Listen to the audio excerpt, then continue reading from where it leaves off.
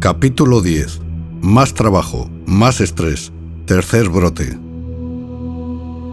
Fue al poco de volver de vacaciones por Europa, en el verano de 2008, cuando el 22 de septiembre empecé con la elaboración de unos planos especiales, teniendo que gestionar los trabajos de delineación de varias personas que estaban realizando prácticas como becarias en la empresa de ingeniería. Se estaban empezando a acumular varios detonantes y yo no estaba siendo consciente. Parecía que iba encontrando mi equilibrio, pero nada más lejos de la realidad. De forma inconsciente, estaba llevando una vida rutinaria de casa-trabajo, trabajo-casa. Y para Masinri, si había algo que no había terminado en el trabajo o surgía algún problema relacionado con la delineación, era incapaz de desconectar y seguía rumiando todo aquello hasta encontrar la solución al problema, incluso estando en la cama, sin poder dormir. Cada uno de esos desencadenantes se iban sumando uno tras otro, y eso me iba provocando cierta rumiación mental, lo que empeoraba aún más la situación y surgía el sufrimiento psíquico por no saber frenar los pensamientos, la mente. Por si eso no era suficiente, a finales del año 2009, el día 24 de septiembre, mi madre fue sometida a una operación a corazón abierto, bajo circulación extracorpórea, según se describe en el informe de la intervención, lo que incrementó notablemente mi preocupación. Posteriormente, tuvo bastantes ingresos por problemas derivados de tal intervención. Suma y sigue, la cosa no parecía mejorar.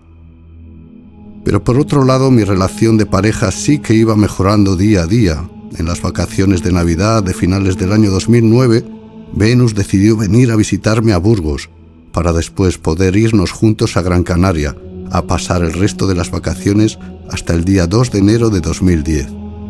Pues bien, algo sorprendente pasó en el vuelo que realizamos desde Madrid a la isla. Le pedí matrimonio en pleno vuelo y ella felizmente aceptó la propuesta.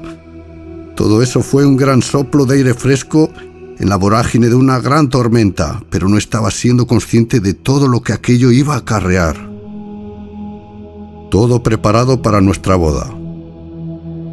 A partir de ahí, casi toda mi atención estuvo enfocada en la salud de mi madre, en el trabajo y los preparativos de nuestra boda. Mantenía un estado activo, quizá en demasía, incrementando mi sobreactivación poco a poco, para poder tener capacidad de gestionarlo todo. Veía que podía con todo, pero no paraba ni un instante para tomar conciencia y meditar desde la calma. Venus y yo empezamos a buscar el lugar apropiado donde celebrar la boda e hicimos la reserva. Miramos la posible lista de invitados, compramos las alianzas y yo hice el curso prematrimonial del 10 al 20 de mayo de 2010, ya que pretendíamos casarnos en Las Palmas de Gran Canaria el día 23 de octubre de ese mismo año. Empezaba a pensar en la posibilidad de dejar mi trabajo en Burgos y trasladarme a vivir de nuevo a Gran Canaria. Y eso empezó a generar en mí planes y proyectos futuros de dudosa consistencia. Volví a viajar en varias ocasiones para ir avanzando sobre los detalles de la boda. Más estrés.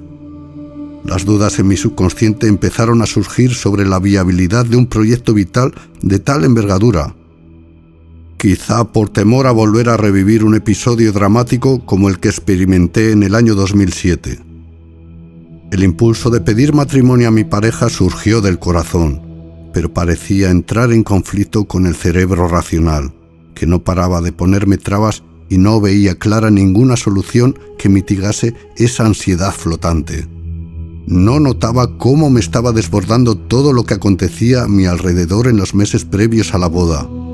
Empecé a no descansar bien, con insomnio de mantenimiento y despertar precoz. Me estaba rompiendo en pedacitos, aunque no lo pareciera. Empezaba a tener déficit de concentración, ideas extrañas, lenguaje expansivo y desorganizado, con bloqueos de pensamiento, y eso conllevó que empezase a tener un comportamiento y afecto inapropiados, pensamiento desorganizado, falta de asociaciones consistentes en ideas entre pueriles y expansivas y planes faltos de juicio. No tardó mucho en agravarse la cosa y el día 10 de septiembre de 2010 fui ingresado en el Hospital Divino Vallés de Burgos, con un nuevo diagnóstico, trastorno bipolar, episodio maníaco. Y ya van 5. Ese lenguaje tan técnico es el que aparece en los informes del ingreso. La noche en la que sucedió todo, estaba en casa con mi madre con una sobreactivación y sobreestimulación extremas, sin poder parar mi mente llena de ideaciones, como por ejemplo la de tener un trato más afectuoso con mi madre, mi familia y amigos, intercambiando abrazos y diciendo directamente a la persona lo mucho que la aprecio y quiero. Todo ello ocurrió antes de que me atendieran en urgencias a la 1:52, llevado por 2 de mis hermanos, mientras yo me hacía a la idea que me estaban llevando de viaje a Gran Canaria. Fue mi madre la que se alertó por mi comportamiento y llamó a mis hermanos para ver qué podían hacer al respecto. Llegaron a casa junto con mi cuñado y les empecé a comentar lo que estaba sucediendo, sin ser consciente de que la conversación que manteníamos me estaba sobreactivando aún más. Lo que necesitaba era descansar y relajar la mente.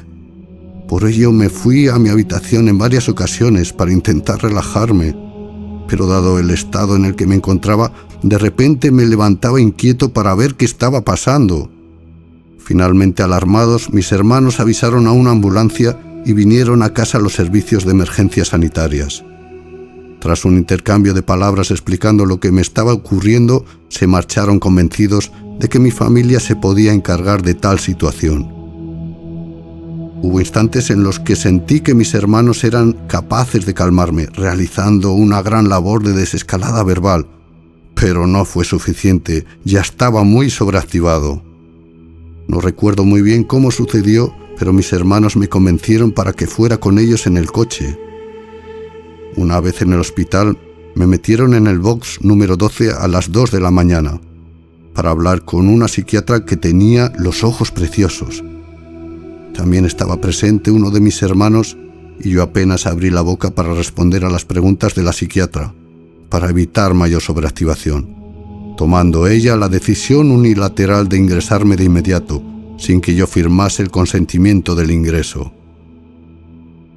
Tras ver que no estaba por la labor de ser ingresado voluntariamente, decidieron tomar medidas coercitivas mucho más drásticas, y fui inmovilizado contra mi voluntad con restricciones mecánicas, mediante contención física llevada a cabo por el personal de seguridad y sanitario que había en ese momento en urgencias del hospital. En ningún momento sentí que estaba siendo agresivo con nadie, pero es cierto que las sensaciones internas de calma que yo tenía no parecían estar acordes con la tensión externa de mis brazos y mi cuerpo. Dicha tensión aumentó por la intervención no deseada de esa contención física, que fue desmedida, aunque comprendo que lo hacían supuestamente por mi seguridad, con ciertas dudas de que pudiera ser para evitar que les diera más guerra y trabajo del deseado, ya que tenían muchos más pacientes que atender.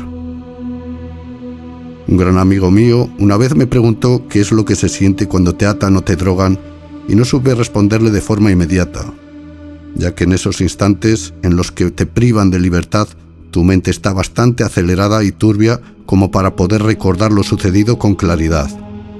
Pero gracias a la introspección, análisis y conversaciones que he ido manteniendo con personas que estaban presentes en esos instantes, he podido clarificar todo mucho mejor. Mis sensaciones al respecto tienen mucho que ver con la violación de mis derechos esenciales y mi dignidad como persona.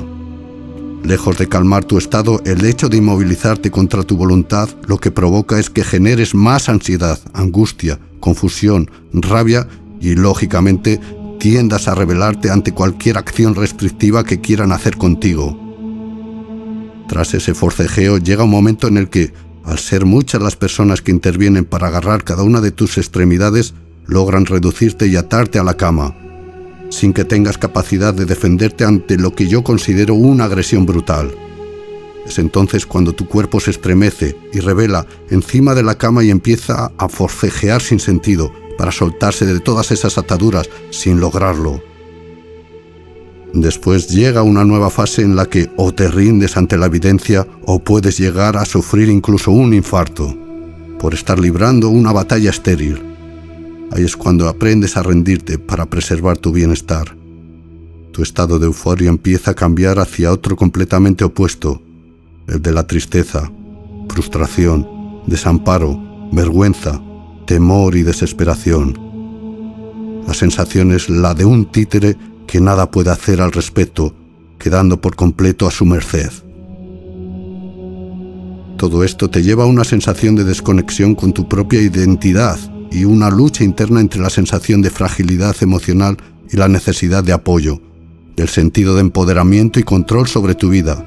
Te sientes completamente desvalido, vulnerable y desprotegido. Incluso al estar ingresado en esas condiciones, aún tenía energía suficiente como para intentar controlar mi estado, aunque lo que estaban haciendo conmigo no facilitaba la tarea. Ya por la mañana, desde primera hora, mostraba un comportamiento y afecto inapropiados, según el personal médico. Para mí algo natural, porque lo que quería era hablar con el resto de pacientes. Al negarme a tomar tratamiento vía oral, decidieron ponérmelo mediante una inyección intramuscular. 2 horas después comencé a mostrarme vociferante, hostil y amenazante, según aparece en los informes médicos. Nuevamente se vulneraban mis derechos esenciales, haciendo conmigo lo que querían para apaciguar mi estado a lo bestia, matando moscas a cañonazos.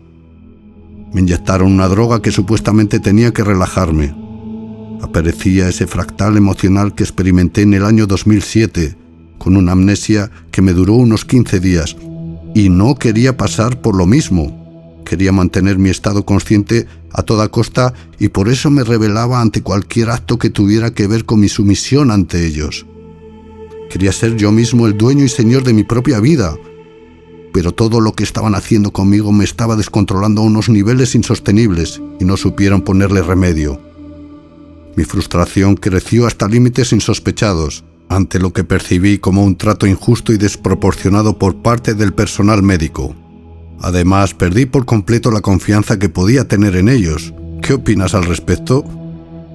Permíteme ahora que haga un pequeño inciso y pueda expresarme con total naturalidad, sacando de dentro de mí todo esto que se ha ido acumulando con el paso de los años y que uno necesita vomitar para poder sentirse mejor. Me pregunto, ¿cómo te comportarías tú ante una situación en la que hubieras sido ingresado contra tu voluntad, sufrido contenciones físicas y medidas coercitivas para inmovilizarte con restricciones mecánicas e inyectado intramuscularmente con algo que no sabes qué es? Supuestamente es por nuestro bien, pero con el paso de los años se va comprobando que existen otros medios menos agresivos para llevar a cabo un ingreso en la unidad de psiquiatría de cualquier hospital. Toda esta situación lo que provoca es que nos sintamos como verdaderos muñecos de trapo a merced de las decisiones de unos médicos especialistas que intentan ayudarte sin conseguirlo. Solo te anulan, ya que no conocen otros mecanismos para apaciguar tu estado. Todo ello debido a su falta de formación en estos asuntos tan delicados y debido también a la falta de recursos y de personal, sobre todo por las noches, que es cuando más medidas coercitivas se llevan a cabo. Por unos instantes me encantaría ver atados y drogados hasta sufrir amnesia, como a mí me pasó, a todos aquellos que han atentado contra mi integridad en los ingresos, a todas aquellas personas que han participado en un hecho tan cruel y desproporcionado, para que sepan lo que se siente, pero como se la pela, les importa una mierda lo que te pase, y tienen órdenes de acatar aquello que les dicen desde arriba, pues nada, le atamos, que es lo más rápido para que nos deje tranquilos, se calle y se calme de una puta vez. Es más, ¿estarían dispuestos a hacérselo a su ser más querido? Seguramente no. Seguramente barajarían otras opciones antes de llegar a esos extremos, dedicando el tiempo y los recursos necesarios para que sufra lo menos posible y no le queden unas secuelas irreversibles de por vida. Por no hablar de aquella época en la que aún se permitían los electroshocks y las trepanaciones. Menos mal que las cosas están cambiando muy despacio, porque si no hoy en día seguirían haciéndonos ese tipo de prácticas. Con ese tipo de actuaciones, el personal médico y auxiliar, los psiquiatras y psicólogos, lo que consiguen es alejar aún más la posible confianza que han de tener con sus pacientes, para garantizar que el proceso de recuperación sea el adecuado. Una de las claves está en llevar a cabo más procesos de desescalada verbal, que ayuden a disminuir la sobreactivación que el paciente experimenta durante un brote psicótico, centrándose en la comunicación efectiva y la reducción de la tensión emocional entre el personal sanitario y el paciente. Con esto no quiero decir que todo el personal médico y auxiliar, los psiquiatras y psicólogos, sean malos profesionales. Los hay que valen su peso en oro. Yo me he ido encontrando a lo largo de mis distintas crisis con una gran variedad de ellos, lo que ha hecho que valore a quienes realmente hacen de su trabajo su excelencia, ayudando verdaderamente a las personas que lo necesitan, actuando de forma vocacional.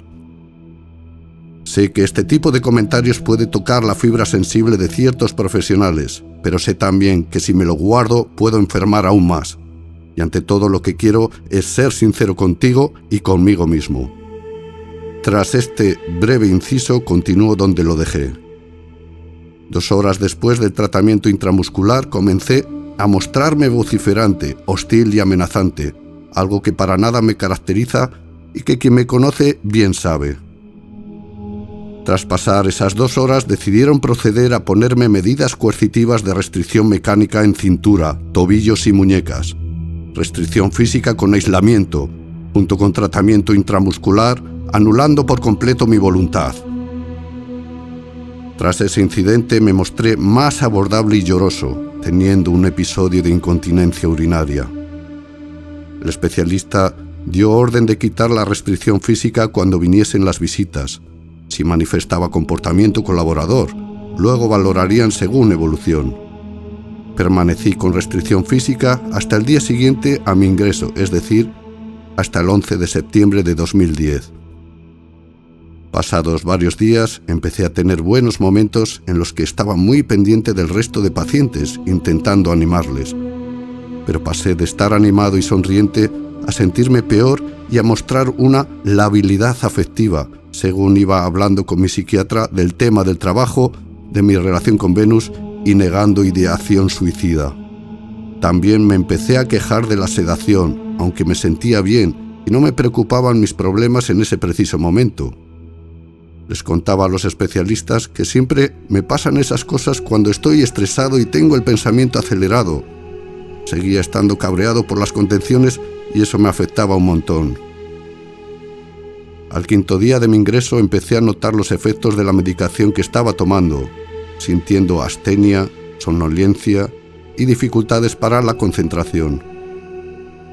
De los ingresos que había tenido hasta la fecha se me mezclan algunas sensaciones, hechos y experiencias, ya que no recuerdo bien si pertenecen a uno u otro. En uno de ellos, tras haber pasado la noche aislado en una habitación, me desperté bien temprano para pasear por los pasillos, con la sensación de que uno de los compañeros que vi a lo lejos era uno de mis mejores amigos disfrazado, interpretando un papel para que yo pudiese sentir que no estaba solo y pasar ese duro trance acompañado. Con el paso de los días, aquel hombre se convertiría en uno de mis mejores compañeros, muy cariñoso, atento y cordial. Otro hecho que recuerdo perfectamente es el que viví con mi madre y mi hermana pequeña. Atormentado por la constante rumiación de pensar en mi intento de suicidio, en el que las preocupé tanto, tomé una de las decisiones más trascendentales de mi vida hasta la fecha: pedir perdón.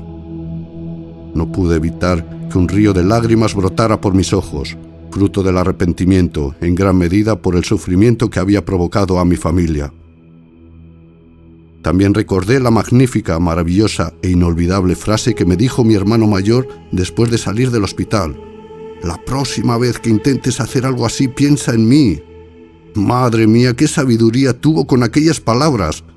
Fue mano de santo, pues si alguno de mis pensamientos se tornaba hacia esa dirección no deseada, la recordaba y me volvía a enfocar en el presente, sin tanto sufrimiento psíquico, ni tanta ansiedad, ni tanta tristeza. Mi familia y amigos fueron imprescindibles en todos estos procesos durante mi estancia en el hospital en este último ingreso. Sus visitas fueron lo que hizo que mi evolución fuese progresiva gracias al cariño que iba recibiendo cada día. Los primeros días no pude hablar con Venus, pero sí con su madre. El día 16 de septiembre de 2010, 6 días después de mi ingreso, pude por fin contactar con ella, comunicándome la idea de cancelar la boda, afectándome notablemente, deshaciéndome en lágrimas. Aunque yo no quería perder la esperanza de que pudiéramos casarnos en la fecha prevista, que era inminente, el día 23 de octubre. El día 22 de septiembre de 2010 me dio el no rotundo. Sé perfectamente que Venus lo pasó fatal, ya que fue algo inesperado e indeseado, pero toda esta situación puso las cartas sobre la mesa en un asunto tan vital, trascendental e importante como es el hecho de casarse. Me dieron el alta el día 24 de septiembre de 2010 y salí del hospital mucho más tranquilo, sedado y relajado. Con la revisión inminente y estando de baja laboral, procuré remontar y clarificar todo, pasito a pasito, pero no sin pocas preocupaciones, pues todo lo sucedido fue un verdadero terremoto que provocó un desequilibrio total en mi vida. Todo eso había que irlo trabajando con perseverancia, cariño, mucho amor y también con mucha paciencia y comprensión. Pasadas las primeras semanas tras el alta, tuve que ir retomando las riendas de mi vida. Para ello empecé a salir con mis amigos más a menudo y aunque los efectos de la medicación estaban haciendo mella, mi estado emocional se iba equilibrando gracias a su apoyo. El día en que se iba a celebrar la boda, el sábado día 23 de octubre de 2010, pasé la tarde con uno de mis mejores amigos y una amiga común. Recuerdo decirles que en estos mismos instantes estaría casándome, pero la verdad es que disfruté esa tarde-noche con ellos al ver que no estaba solo en todo este proceso. Con el paso del tiempo comprobé que la decisión que tomó Venus fue la más acertada para los dos, cosa que le estoy enormemente agradecido, pues fue un acto de valentía y madurez excepcional. Estuve de baja laboral hasta el viernes 15 de octubre de 2010 y empecé a trabajar de nuevo el lunes día 18, con gran apoyo sobre todo de mis compañeras. El ritmo en la oficina no había bajado y tenía que adaptarme rápido para estar al corriente y al día con todos los proyectos que teníamos entre manos. Mientras tanto, también estaba al cuidado de mi madre, que no paraba de ser ingresada por complicaciones tras la operación de corazón que tuvo en el año 2009. Algo dentro de mí se empezó a despertar, relacionado con el ámbito espiritual, pues nada de lo que acontecía en mis crisis lograba equilibrarme posteriormente. Empecé a buscar información y a interesarme por charlas relacionadas con ese tema. Empezaba a notar que esa parte la tenía prácticamente abandonada ahí, sin embargo, era eso que necesitaba sin falta para estar bien del todo. Mi relación se resquebrajaba, ya que Venus quería romper definitivamente, pero ninguno de los dos se atrevía a dar el paso para evitar conflictos. Al sentir que ese amor se iba convirtiendo en cariño, me fui agarrando a la parte espiritual y Venus empezó a notar que hablaba prácticamente todo el rato sobre ello. A mediados del año 2011 leí el libro El poder de la hora de Eckhart Tolle y fue el inicio de mi nuevo despertar. En la oficina ya no había tanta carga de trabajo de delineación y tuve que empezar a realizar trabajos más bien organizativos, aunque sin parar de hacer planos de diversos proyectos. Viajé en coche a lugares en los que teníamos que realizar una toma de datos para realizar los planos correspondientes. Empecé a notarme cada día más nervioso cuando me tocaba ir solo de viaje, por la sensación de que podía perderme, y empecé a descansar peor. No pasó mucho tiempo hasta que me di cuenta de que algo en mí no estaba funcionando bien y tuve que acudir a urgencias. Escribir este capítulo ha resultado ser uno de los ejercicios más duros a los que me he enfrentado en mi vida, pues aparte de revivir aquellos instantes leyendo cada uno de los informes del ingreso, he empezado a notar ciertos cambios que se están produciendo en mi organismo e incluso en la citoarquitectura de mi cerebro, somatizando el trauma. He acumulado muchísima tensión en los antebrazos y las manos, como queriendo librarme de las ataduras que me amarraban las muñecas, los tobillos y la cintura a la cama por aquel entonces, reviviendo lo ocurrido casi 14 años antes y despertándome varios días por el dolor provocado por las uñas al apretar con los puños cerrados. A esto lo llamo yo memoria celular, secuelas, fractal emocional, que no es otra cosa que la capacidad que tienen las células y neuronas del cuerpo humano de almacenar información y experiencias emocionales, que quedan grabadas en nuestras células y que, en mi caso, me está afectando hoy en día. No es el estrés lo que nos mata, es nuestra reacción al mismo. Hans Selye. La ciencia moderna aún no ha producido un medicamento tranquilizador tan eficaz como lo son unas pocas palabras bondadosas. Sigmund Freud.